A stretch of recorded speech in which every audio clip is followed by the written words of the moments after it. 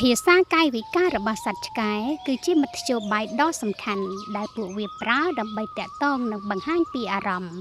ការយល់ដឹងពីកាយវិការទាំងនេះអាចជួយឲ្យអ្នកដឹងថាតើឆ្កែរបស់អ្នកកំពុងសប្បាយចិត្តតានតឹងឬភ័យខ្លាចខាងក្រោមនេះគឺជាអត្ថន័យនៃកាយវិការសំខាន់របស់សត្វឆ្កែកន្ទុយបក់ចុះបាក់ឡើងបង្ហាញពីភាពសប្បាយចិត្តរីករាយនិងស្វាគមន៍អ្នកកន្ទុយរឹងត្រង់បង្ហាញពីការប្រុងប្រយ័ត្នការចាប់អារម្មណ៍លើអ្វីមួយឬត្រៀមខ្លួនការពារកន្ទុយកង់ឬលាក់ក្រោមពោះបង្ហាញពីភាពភ័យខ្លាចភាពកំសាកឬការចោះចាញ់ត្រចៀកងើបត្រង់បង្ហាញពីការផ្ដោតអារម្មណ៍ការចាប់អារម្មណ៍ឬចង់ដឹងចង់ឃើញត្រចៀកផ្អាប់ទៅក្រោយបង្ហាញពីភាពស្និទ្ធស្នាលតែបើផ្អាប់ខ្លាំងឬទម្លាក់ចុះក្រោម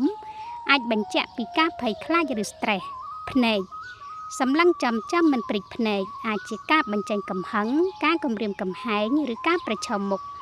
សម្លឹងមើលម្ចាស់ដោយទន់ភ្លន់បង្ហាញពីសេចក្តីស្រឡាញ់ភាពស្មោះត្រង់និងការទុកចិត្តមាត់ហាឬញញឹមតិចបង្ហាញពីអារម្មណ៍ធូរស្រាលនិងសុខស្រួលហាមាត់បិទភ្នែកតូចនិងដកដង្ហើមញាប់អាចជាសញ្ញានៃការភ័យខ្លាចឬមិនស្រួលក្នុងចិត្តដងខ្លួនរាងកាយរឹងត្រង់ក្បាលសម្លឹងទៅមុខត្រៀមខ្លួនការពារទឹកដីឬត្រៀមវាយប្រហារ